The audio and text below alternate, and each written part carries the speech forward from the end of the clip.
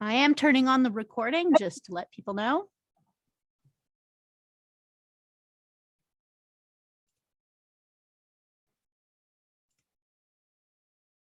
All right, everybody, welcome. We are doing an unusual Women in Safety show today. We're doing it live. We've got people in the Zoom room and we're on LinkedIn Live as well. And it is International Women's Day or Women's Month, depending on your view. And we've got a special episodes in store. Amandeep, what are we doing? Share with us. Yeah, absolutely. So our whole idea behind this was to get women together and look at past, present, and future, looking at and basically sharing stories, getting 3 women in particular to get together, share their experiences, and actually engage and have a meaningful, candid conversation around health and safety, and specifically looking at women in safety. So having said that, I'd like to present our first guest, Candice Brown. With over 15 years of experience in health and safety across BC construction industry, Candice is very passionate. I actually personally know Candice. Candice and I are not only related through work, but we're good friends as well. I can tell you Candice is passionate about improving physical and mental health. Candice and I, we've had many conversations around mental health as well, and also safety of all workers in the industry. Candice is just absolutely amazing. She spent her career working to move the conversation of safety away from hazard elimination and behavior modification to a more holistic approach of listening to workers in the field and finding solutions that stem directly from their needs. She is a huge mental health advocate and has successfully headed various collaborations that bring awareness to mental health in the industry. As a mom, as a community member, as a volunteer, Candice is she's kind-hearted and dedicated in her approach to all things inside and outside of work. Awesome. Thanks, Amandeep. Put a big smile on my face this morning. No pressure. But it'd be great to learn, sharing about our experiences in the workforce and in safety. Candice, what was it like for you when you started your career in health and safety? I was thinking about that the other day, and I had to laugh thinking about some of the experiences that I had going back to the first job site that I went on. I entered construction health and safety kind of by accident, as quite a few people do. I was in university to become a teacher. I was in my 3rd year and I needed to save a bit of money for tuition. And so someone suggested, why don't you go into construction health and safety for the summer, be a first aid attendant. It pays pretty well. I thought, great, I need some quick, good money so I can get back to my courses. And I ended up falling in love with the job. Despite my experiences, actually, I almost quit the first job that I was on and left the industry entirely. But it's changed a lot. So 15 years ago, back 2007, I guess it was when I started, showed up on the first ever job site, and I wasn't quite expecting the experience that I had there. I expected a little bit more professionalism from the industry, I think. Schooling I took certainly didn't really prepare me for what I was about to encounter as far as the people that I would be working with and the kind of culture that I would be working in. I remember the first week coming into a job site. I was working residential. It was a low-rise build downtown Vancouver. And there was a very old foreman, nearly on the edge of retirement, quite a few trades on site. And there was me, this super shy person who was there to try to help, what I thought was to help people with keeping them safe and healthy while they were doing their work. And the employer actually kind of wanted me to be more of a watchdog and, report people that weren't doing things the right way. And it didn't quite fit with my own personal values because I was really there to serve people. I really, truly wanted to help people in their work. So I had this conflicting approach where I was, you know, do I act as this watchdog and try to assert to, hey, you should be following the regulations and this is the way you have to do it, when in reality I see all these people on the job site doing the best they can every day and trying to, you know, just get the job done. And how do I, as a young woman, help them achieve that when I'm in this position of kind of like a safety cop? So I encountered a lot of angry people who didn't like me being there, of course, in that position. And so I switched gears a little bit and decided that I was going to change my approach, and really kind of come across more as an advisor or a coach, and really discover what people were actually doing on the job. And so I used to my advantage, I guess, my kind of curiosity to find out what kind of work they were doing. And so I really got in there with the foreman, and I guess labor apprentice. I got on the tools, you know, he taught me how to put up guardrails, how to use power tools. I got right in there with the guys and just tried to figure it out. But it didn't come without its kicks. There was a lot of yellers on the job site, you know, when there's concrete involved and it's a quick and fast day, you need to get stuff done. There's a lot of money on the line. You need to know what you're doing and be in the right places. And there's not a whole lot of time for mistakes. So, there was, you know, if I'm seeing a safety violation or something on a job site that's not quite kosher, like I need to make sure I have all my ducks in a row and plan that out ahead of time. And sometimes bringing those things up with the foreman or the superintendent didn't go very well because they inflame quite quickly, and there'd be, you know, guys yelling like inches from my face. I can feel their breath on my cheeks, and it's just, you know, it's a very intimidating position to be in as a woman, as a young woman. I was in my early 20s, having to navigate in a culture where I was working with people who I felt just weren't addressing things in appropriate ways. You know, if we had an issue to work through, some of us would be yelling about it, right? Quite heavily. So it was a little intimidating. I do remember at one point, kind of a defining moment. I think I'd made it about a year. This project took quite a while. I remember being in the porta potty, and I went in there because I'd had a particularly hard morning after the superintendent had absolutely flipped out on me. I don't think it had anything to do with me, but he was just having a rough day. I went in the porta potty and just bawled my eyes out. And I remember my boss at the time, because I was working contract. So I was contracted to this company through my boss. And I remember hearing in my head him telling me, "We don't cry in construction. You're tough as nails. Like, it doesn't matter what's going on. You go take a breather." And so here I am in the porta potty going, I don't know if this is the right job for me. Like, I'm a pretty soft-natured person. I'm a bit shy. And here I am dealing with this culture of where it's really, you know, people, they yell at each other. Oh, and yeah. it's really not my way.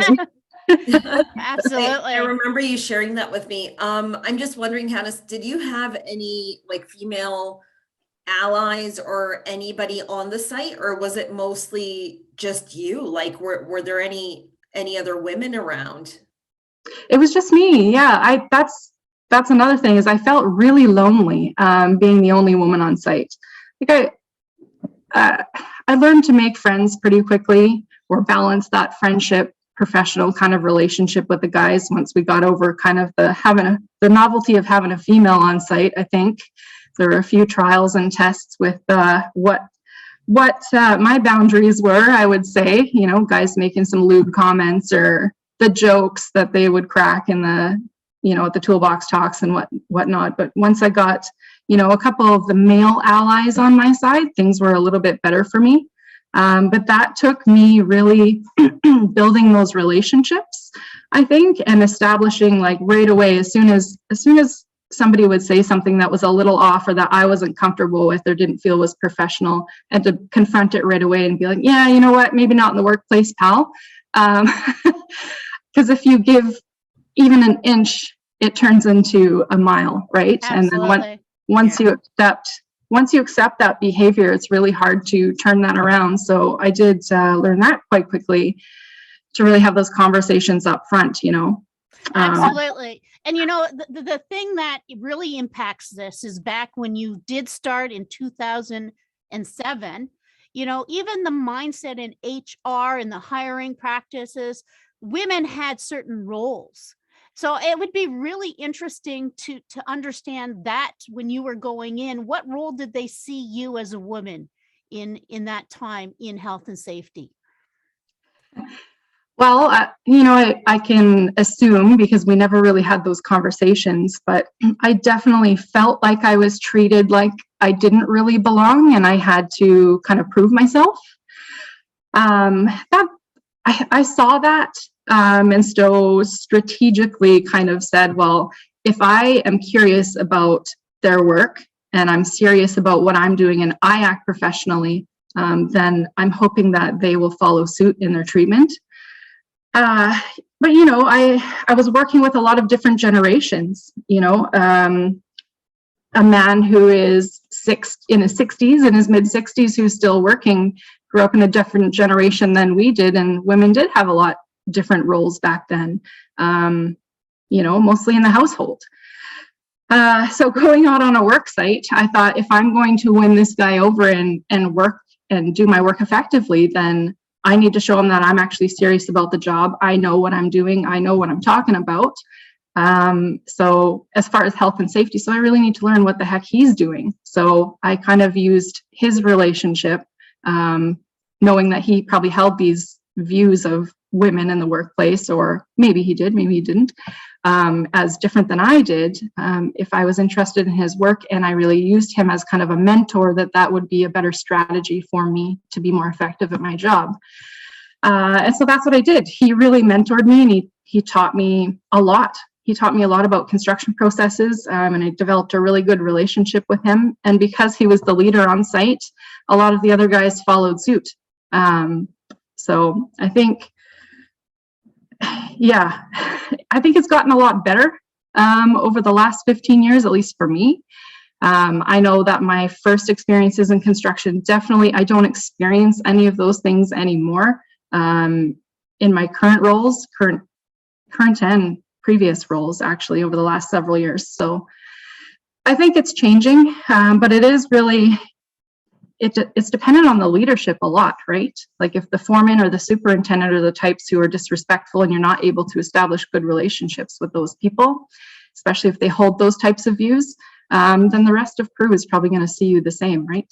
So that's brilliant that you had, at least, like you were saying, how you didn't have a female or like a woman on site, but you had that male ally, and just to kind of strategize and build that relation, and then going forward as well. And then actually having, I think with women, stereotypically speaking, we are more empathetic, we are more understanding, we listen to people, whereas with men, they operate a bit differently. And I'm just reflecting on, Candice, your experiences as well as my own, having worked in male dominated industries all my life.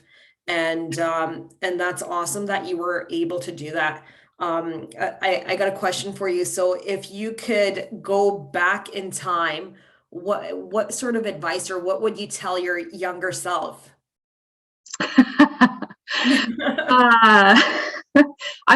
know what? So my partner at the time got a lot of my venting, because as you say, you know, women do tend to be more empathetic. And so I'd go home and I'd vent all of this to my partner, because it was such this build up. And of course, I'm not going to talk to anybody on site about it. So I just blah at my partner when I got home. But I probably would say to my younger self, like, find network in industry, find some women who are close to kind of what you're doing, so that you have somebody to talk to and vent to who understands what the heck you're going through. That came a bit later for me in my career, once I realized that I needed that, and how beneficial networking was for me. But yeah, having that woman to call, you know, even if I had that woman to call when I was having that porta potty moment, things might have gone a little differently, you know, just to vent, like, this is what's going on, this is how I'm being treated, you know, my boss told me today that a little makeup wouldn't hurt. Like, what? Um, I'm not here to look pretty. I'm here to do a job. Oh, man. I think we've all had our porta potty moments in construction. Totally. I think so. Yeah, I would definitely tell myself, like, find some females who understand what you're going through in industry and really establish a good networking early on. Yeah. That's what I would tell myself. Yeah. I can so feel you. You know, I remember when I was at Metro, and it just feels so lonely, so lost. And that's what brought me out into LinkedIn, actually, was searching for like-minded women who were going through the same thing. Absolutely. Yeah, definitely, for sure. So leading into my next talking point here, what's helped shape and define you as a professional or the person you are now? And based on those past experiences, what more? That's a good question.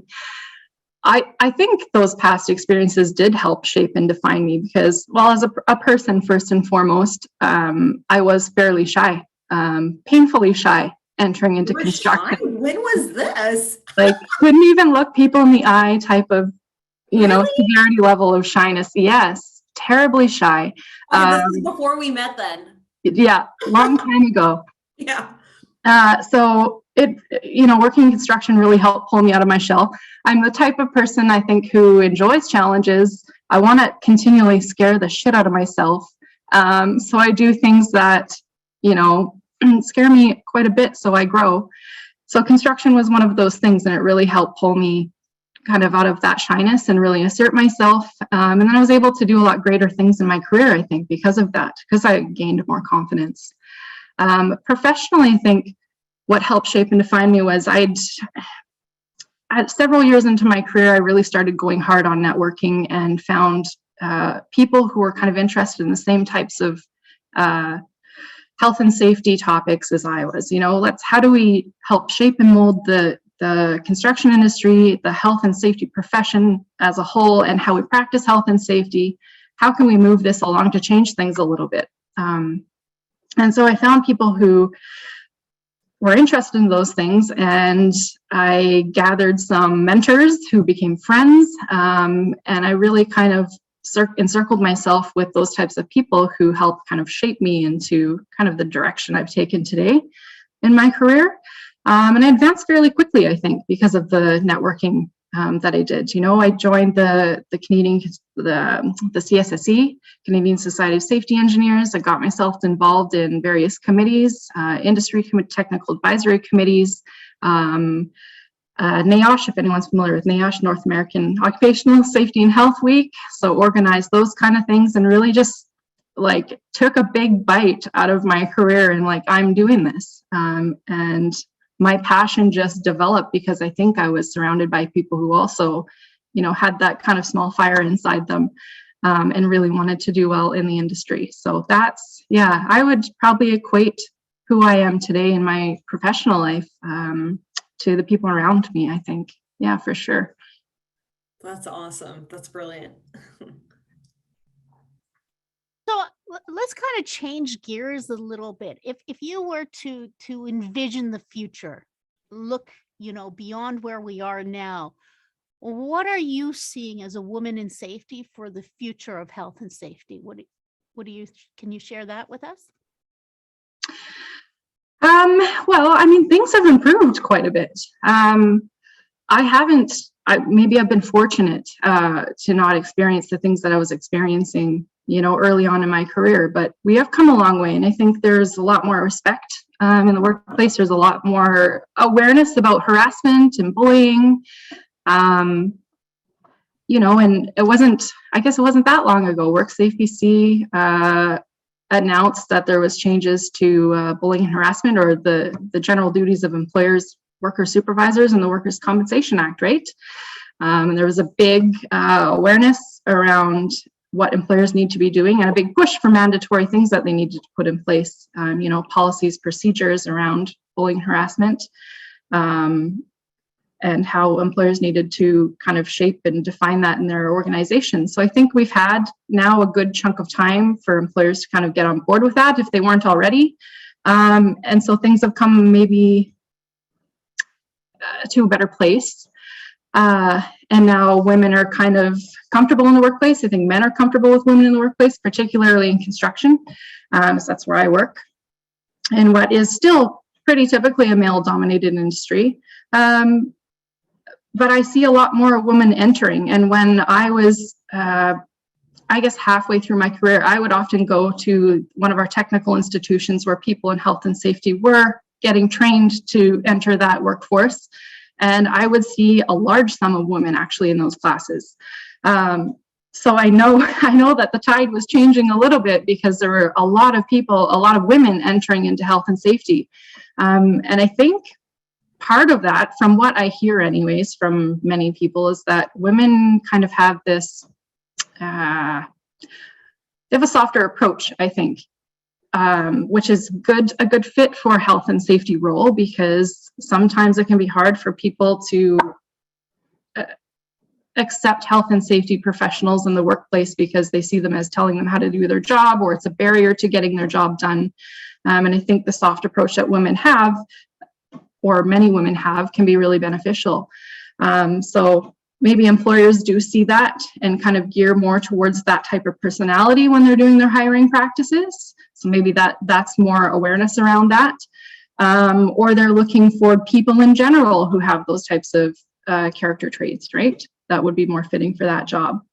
But I get excited when I see women in health and safety who are kind of driving the force in like health and safety sciences. And yesterday I was in a webinar on human organizational performance, and one of the speakers was woman, and she was into health and safety sciences. And she was really driving that conversation. Super intelligent woman, creating or paving this way for all of us to do health and safety in a new way. And like that's a leader to me. That's a leader in health and safety. And I think we're seeing a lot more of that. And I'm hoping for the future, to answer your question, what do I envision? I'm hoping to see more of that. I'm hoping to see some of the shifting start happening. I'm hoping to see women at the forefront of that alongside our male partners, working together, without having to talk about the whole women versus male thing. We're people. Let's just do the job, right? Let's forget about our genders. We all have strengths as people. We all have weaknesses as people. Let's get the job done. That's totally awesome.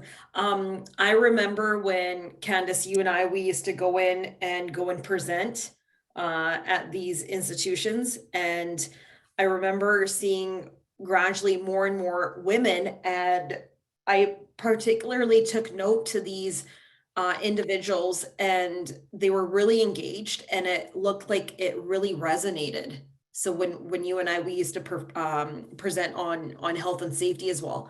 And then I would see at some of the safety networking events here in Vancouver, like I myself would get approached by these students, and it wasn't till moments like that I thought to myself, you know what, people like you and we are the future.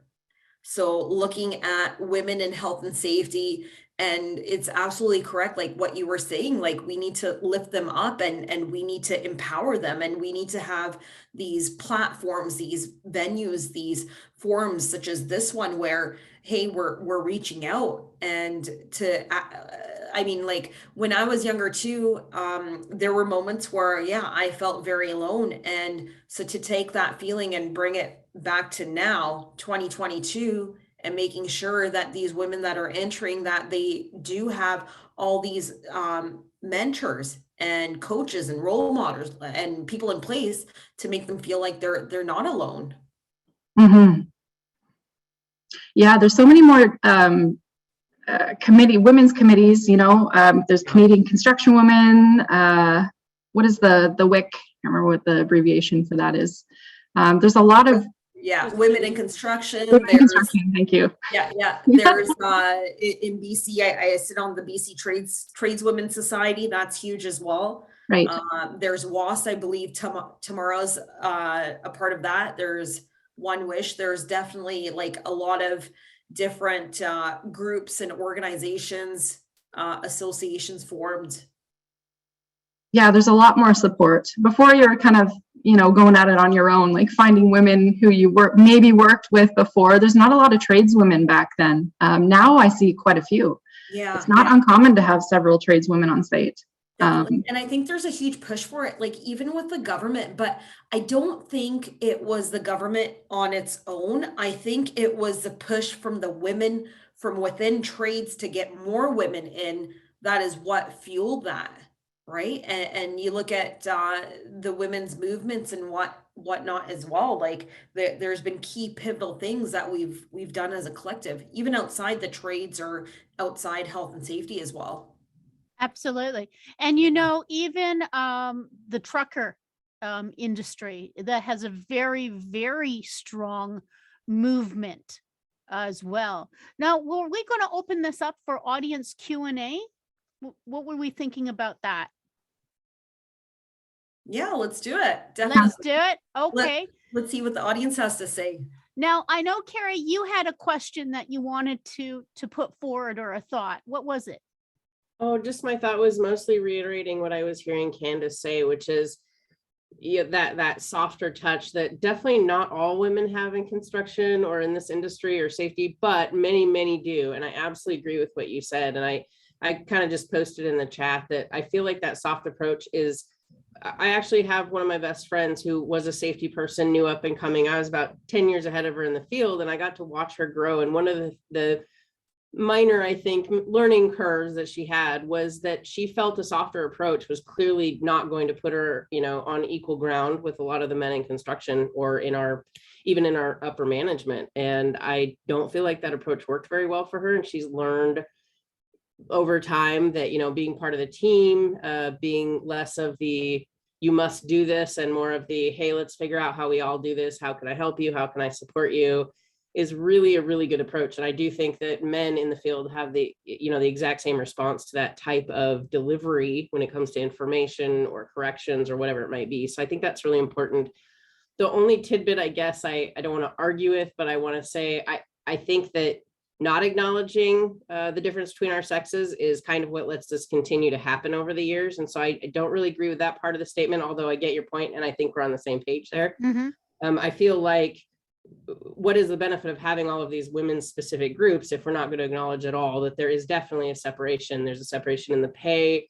So I think highlighting the benefits to women being in the workplace, like you also were doing, saying, we have some traits that not all men have. And sometimes it's very natural for us to be able to apply those to this field and make it easier on everybody.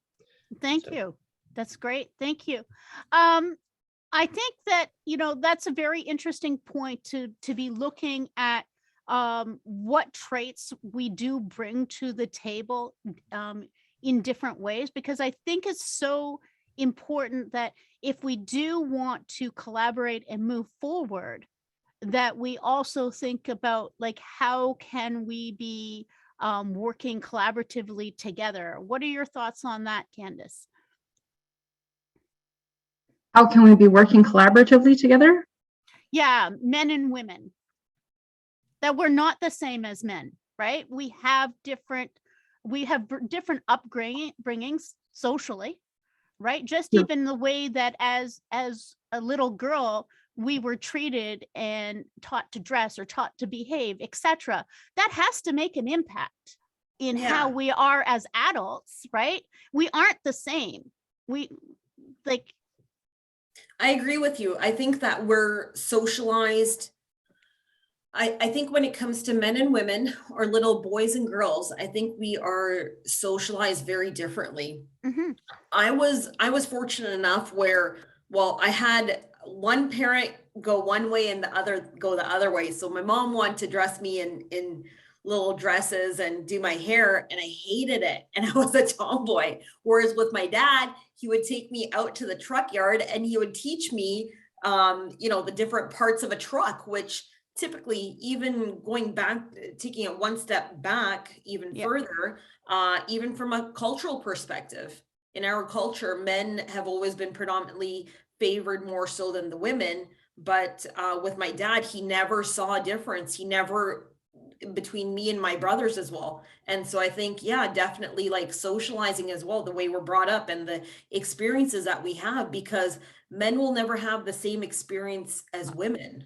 There's always going to be that decipher, and there's going to be other people and external factors where they will treat people accordingly or differently. As much as we say it's society in 2022, you know, like everyone's equal, but there's still going to be people out there where they don't view it, they don't see it as equal. And it's very, I don't want to say it's common, but I can still see it now when I go on a construction site. And Candice, like what's your thoughts on that?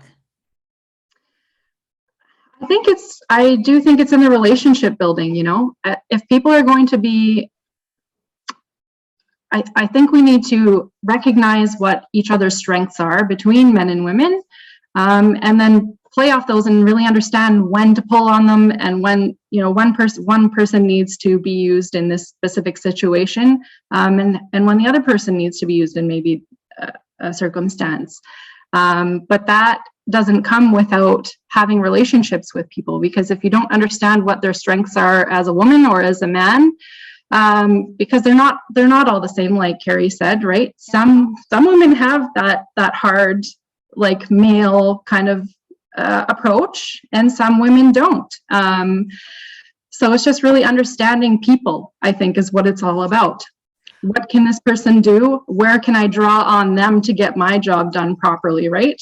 How can I pull on their character traits or their resources? Like, if, say, for an example, you're in a safety meeting, and you want to talk about a particular topic, but, you know, maybe you don't have an assertive tone, or you don't have a lot of experience on the subject, then you can use that other person who, you know, if it's a male foreman, you can use them to kind of interject into the meeting and kind of put forward how they want to see things go on the job site. These are the expectations. This is what we want you to do for when you do this type of work, or whatever, right? You really kind of have to balance off each other like that.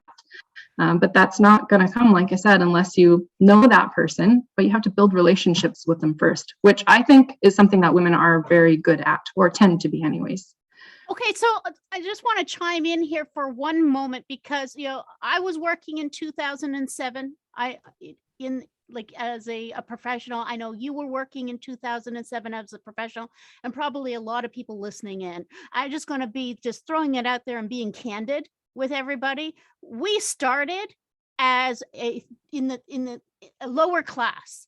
Okay, we were viewed coming into the workplace that we were a lower socioeconomic status than men. Do you believe that that is one of the things that is still a barrier and a challenge for more of us getting into those influential decision-making roles?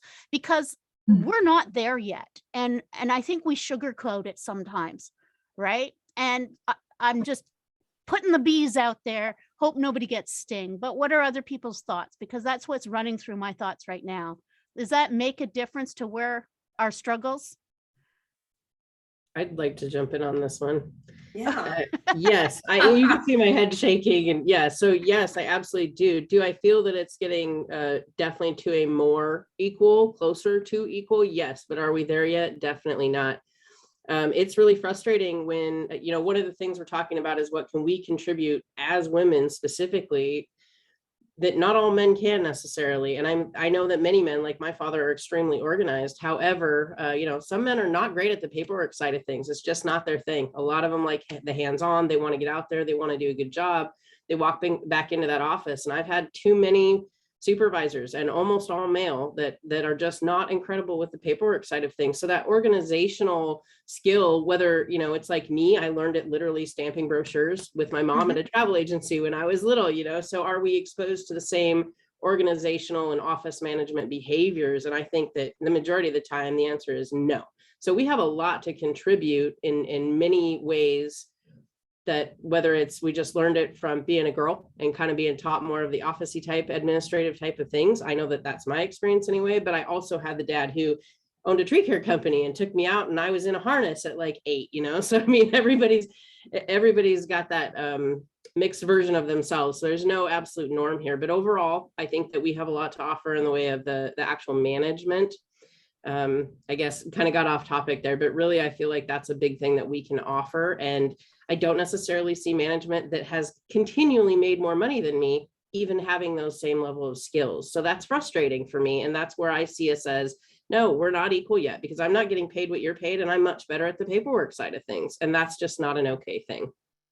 I love that, Carrie. Thanks for sharing. And you know what, reflecting back on like the many of job sites and construction sites I've been on, it's a compliment. I think a lot of times, like I've had superintendents, best superintendent in the world, never even knew how to turn the computer on, and it's so helping them.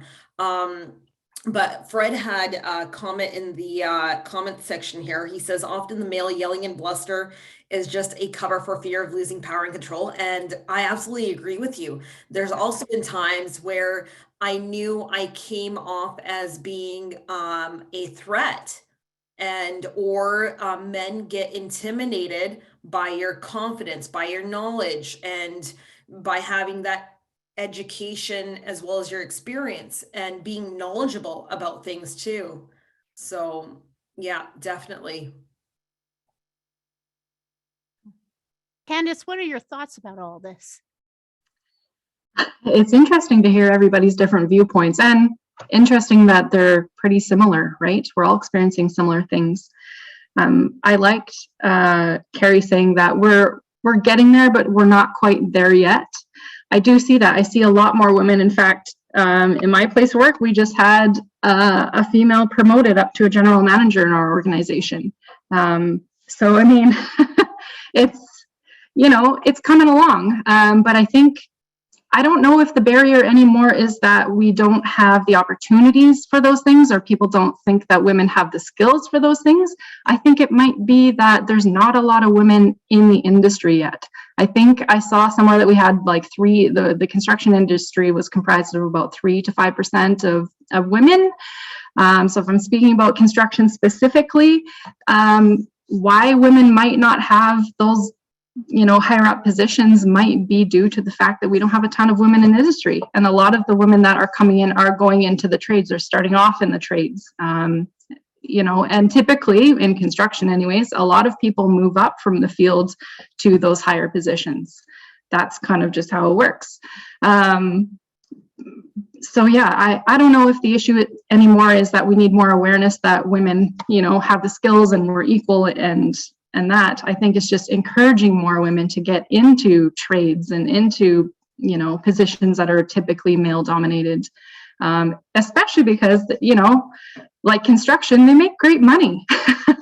You want to provide for your family, and you know, many households are now 2-income households. You have to be. Gosh, if anyone's trying to get into the housing market right now, you need more than two-income household, right? So yeah, I think it's more about that right now, is encouraging women into those typically male-dominated industries. And you know, I don't know how we go about doing that, how we go about making it more attractive for women, because maybe the culture now is kind of ripe for us to be there. We're not anymore really threatened by being harassed by men in the workplace, or, you know, that type of culture. So I'm not quite sure how we bring more women into those types of jobs. Okay, so do you think then that maybe we are our own barriers? That we are doing self-fulfilling prophecies when we're like, we go in and things need to be cleaned up after a meeting, and we become the housekeeping role, or somebody is not able to do their computer or whatever, so we become the admin assistant role, right? Are we doing ourselves a disservice by placing ourselves into those roles that we were used to be pigeonholed, as opposed to, yeah, right, boundaries. Thank you, Jordan. Boundaries, right? Like, yeah, there are professional boundaries. And like, if you want to be in leadership, then you need to look at yourself as like, well, how does that look? What skills do I need? What expertise do I need to bring to the table? And then say to yourself, your own self-talk, I can do it. Like, what are people's thoughts about that? Are we part of the problem? I think Carrie had something to share. looked like you were off the mic and you're like, I just threw it in the chat but apprenticeships and workforce development, this is actually what we do. I'm lucky enough to work for a safety council, which happens to be almost all women.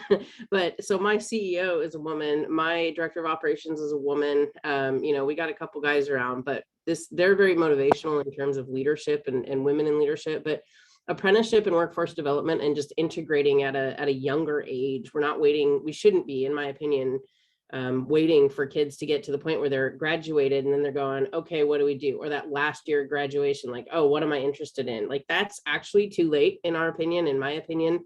Getting kids in that, having things like we used to call them box of rocks. It's resource development where they literally go in and they, and COVID limits a little bit of this stuff right now, but they would go in, they make cupcakes and they'd have you drill for oil in the cupcakes with a straw. I mean, just little fun stuff at a younger age that gets you to realize, right? It's fun. It makes us laugh and giggle. Even if we were adults, we would want to do this activity. So getting in there at a younger age, supporting those high schools and those programs that are really, working with local companies and having them feed those kids into their apprenticeships. And these are all just incredibly important things we can do. And the other comment I made was just teach little girls confidence. Like, I am 100% sure that 90% of my success in life is because I've just thought I can do that. And that was my parents, that was my family, that was my friends around me, not stopping me or telling me, well, you're a girl, you can't do that. Totally the opposite life. And I hope that many, many little girls get that, because I think that's what made it so easy to bust into an industry that was full of men. I love that. I absolutely love that.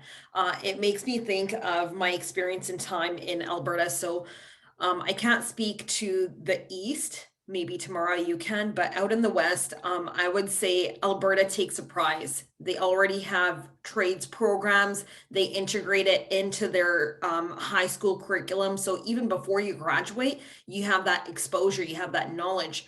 I'm personally involved with SafeGen, which is an education training resources platform for high school students. And I present, so I'm one of their safety ambassadors. And so that program, which is put on in conjunction with the ACSA, it's huge because it gives that exposure. And I go back to what Tamara had said earlier. Like, we're not there yet, but we need to start encouraging them. And it starts right from when you're just a child, little girls, right? So Carrie, I love that. Thank you. Yeah, I can add to that. It is getting better with the school exposure. And I think Carrie was right. And it's a multi-pronged approach, right? It's building up confidence in females at a young age, which starts at home. So I don't know how we do that as a whole, but I guess school could as well. But it's really encouraging. At some point in my career, I had the opportunity to go out to a secondary school where they had a heavy equipment operator program. And probably half of the program was comprised of teenage girls, which was really inspiring to me. And I thought, wow, like, you got a lot of confidence to be able to, at that time in your life, being a teenager is a pretty crazy time, to have the confidence to go into what they probably likely know as a male dominated kind of workforce, driving this massive piece of equipment. The kids are all exposed to different types of equipment, and is really like a pre-apprenticeship type thing. But it was a really good feeling to see that, and to see the amount of women who were in that program, and also that schools were encouraging the girls to go into that program. Amandeep, you were equipment operator, were you not? Yeah. I was a heavy equipment operator by trade before I got into health and safety. I had so much exposure when I'm actually a third generation trucker. And so I had a lot of exposure right from the gate, like right from when I was a kid. I have 3 brothers, and like I had said earlier, my dad never treated me any different, and like I absolutely loved it. And I think it's because I had so much confidence. Like, we look at classic psych argument, nature versus nurture. I think I had that inner like overconfidence almost. Growing up as a kid, I was a bit of a rebel and wild child, but just having that positive reaffirmations, and my dad telling me that I can do it, and that men aren't better than women and we're equal. So yeah, it was definitely good for sure. And yeah, even being in Fort McMurray as well, there weren't very many women up there. I would get super excited whenever I did see a woman on site, or when I was in camp or just out and about as well. So yeah, it was definitely different for sure. And that kind of leads into what Jordan shared in the chat is, strategies for men trying to be allies. How can we bring them into the fold? What are people's thoughts on that?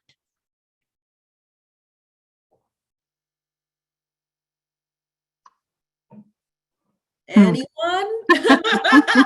well, try not to consume the conversation here, but I responded to Jordan by saying, I feel personally that recognizing sexual bias in your own thoughts, your words, and actions is a huge starting point.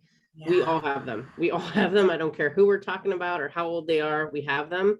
But I feel the more we focus on those behaviors, the more we can actually change those behaviors. And if you have women and girls in your life, support them, encourage them, expose them, whether it's various education, various careers, these ideas apply just as much at work. I think there's often times where folks, maybe will approach or won't approach a woman simply based on the fact that they're a woman or what the, subject is or whatever it might be, So anyway, I realize he's probably looking for more pointed things, but overall, every day we do things or we say things or we create activities based on some of our biases. And I think the more we concentrate on them, it shouldn't be our only focus, but I'm not Miss PC for sure. In fact, I'm the opposite a lot of the time, to fully admit it, but it's something that I think we're all working on. And the more that we talk about it, the more we'll work on it, the more it becomes a norm to work on it. Yeah. I brought Jordan on camera to share their thoughts. Do you want to share your thoughts, Jordan? I mostly am just here to listen. I mean, that's, one of the things that I'm a safety coordinator at a big institution and just the facilities group, and thinking about the integration of physical safety and emotional safety, psychological safety, some of the things we've talked about in this group in the past, and how that affects when there are gender specific issues related to that. Just learning how to integrate and be proactive about it. So I thank you all for all the information that you're sharing. I just want to say props to Jordan, because you're walking the walk. You being here and you acknowledging that this is something that we need to consider. That's it. You're doing it. Thank you. Thank you. I appreciate that. We're one step at a time. That's awesome. Yeah. And like just resonating with what we were speaking about earlier, it's like the life cycle. It's, we are, and I'll share this quote with all of you. I posted it on my social media, and like, even with Candace, I know you got Becky as well. So I'm sure you're raising a fierce leader right now. Yeah. And, you're like, yes. I am for sure. Yeah, my daughter. And I mean, even with my nieces as well, I want them to be fierce and independent. So the quote goes, "Here's to strong women. May we know them. May we be them. May we raise them." And it's huge. And I always think of it, especially around International Women's Day, when I think about raising my nieces and how we're bringing them up and how we need to encourage them and empower them. Yeah, totally. I'm constantly exposing my daughter to new and different things that would, like Carrie was saying, like recognize biases, right? Toys that I'm buying her, activities that I'm putting her in, just expose her to a bunch of different things and let her decide as a person what appeals to her. Both of her parents work in construction. So there's a good chance that she might end up there as well. And, I want to make sure that when it comes the time for her to enter the industry, if she really wants to, I'll expose her to that for sure, because I think it's a great profession. Health and safety is fantastic. Many jobs in construction are great jobs. just expose her to that. And if it's, she likes it, then she'll go into it. But I really want to make sure that by the time that happens, that the industry is a good place for her to be in. And I think we're well on our way for that. So, yeah. Absolutely. Absolutely. I love that. It's been great conversation, and I it makes me think, like, there's a saying that says behind every successful man is a woman. But I think the truth is that behind every successful person is another person. And, kudos to the men. Like, my father was very supportive of me just doing whatever I thought I could. And I've been privileged to also have other individuals through my walk, men who also said, you know what, if you want to do it, go ahead and do it. Like, just go through those challenges. So to acknowledge that for our allies is also very important. Mm-hmm. Yeah, absolutely, for sure.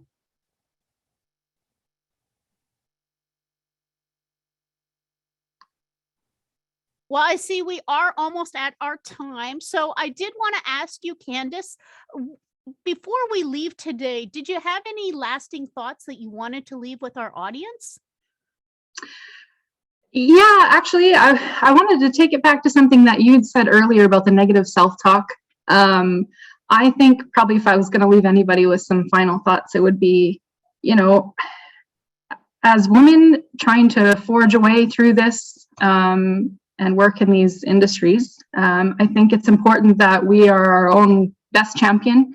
And I know it, for me in particular, could get really hard sometimes to believe in myself and feel like I fit in here, that I should even be here in the first place. Like, maybe this just isn't the right spot for me. And there's a lot of negative self-talk going on throughout my career until I got to a comfortable spot, and when culture shifted a little bit too, right? So I think just watching that, listening to yourself, listening to how you're feeling when you're in your work, and not being that accommodator 24/7. I think what you said before about, do we put ourselves in the position and do ourselves a disservice because we do accommodate? Women typically are accommodating. Just be aware of that and watch for it.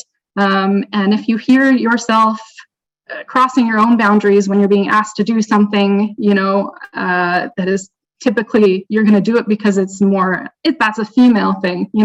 If you're being asked for that reason, like, listen to your gut, listen to your heart, set your boundaries, know them ahead of time, and be confident in them. And if you start having those negative self-thoughts cropping up in your head, talk to yourself like a friend would talk to you, and work yourself out of it, and be confident in knowing that you're doing something good for paving the way for the rest of the females, particularly my daughter.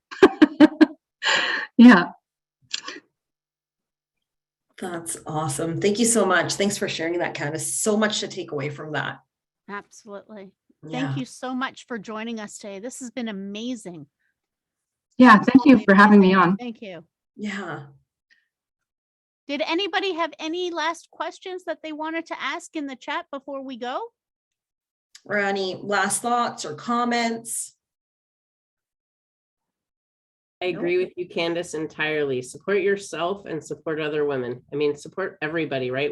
Everyone in health and safety's got the same goal, but really, I can't say that I've seen women hold women back any less than I've seen some men hold women back. So, definitely support each other as well. I feel like that was your overall point there. Yeah, thank you. Great. Thank you. Right. Well, thank you, Candace, for joining us today. This is great. Amandeep, did you have any last thoughts? No, I absolutely loved our conversation. Candace, thank you so much again from the bottom of my heart for coming out and being so vulnerable and sharing your experiences and your stories as well. And I hope the audience took away from it, and that the conversation that continues on it goes past this, and we have those conversations in our workplaces or on our job sites, that we keep this going. It's almost like a revolution or a movement. And it's like what Tamara had said, we're not there yet, but we're getting there. And progression, not perfection, but progression. Let's progress every day. Let's have that conversation. Let's instill it and educate not only people that are older or the generation before us, but the generations to come as well. Absolutely. Yeah. Absolutely. Now, this has been an amazing conversation, but we're doing a series, aren't we, Amandeep? Yes, we are. So our next one is going to be on, is that March the 17th? Am I right? It is next Thursday, the Yep. 17th. Yep. So it's 9 a.m. Pacific Standard Time. Yep. And what time would it be yours? 12. It'll be 12 noon again. And so who do we have next time joining us? So our guest for next week, her name is Stacy Glanville. And I don't see her on the call today, but she too is in construction and another woman in safety as well. Awesome. Awesome. Yeah. Whenever, looking forward to that. Well, thank you, Candice Brown, for joining us today. And thank you, Amandeep Beesla from Salis. And for those of you who don't know, this is a collaboration between Safeopedia and Salis, and they are a safety management platform that helps to build connecting businesses with field workers. And so you can check them out on LinkedIn. I'll drop their profile in the chat for everybody. So thank you, everybody, for joining us. This has been great. Thanks, guys. Thanks for having me on. Thanks for sharing your experiences. Loved it. Thank you. Bye, Stay safe. everyone. Bye. Thank you.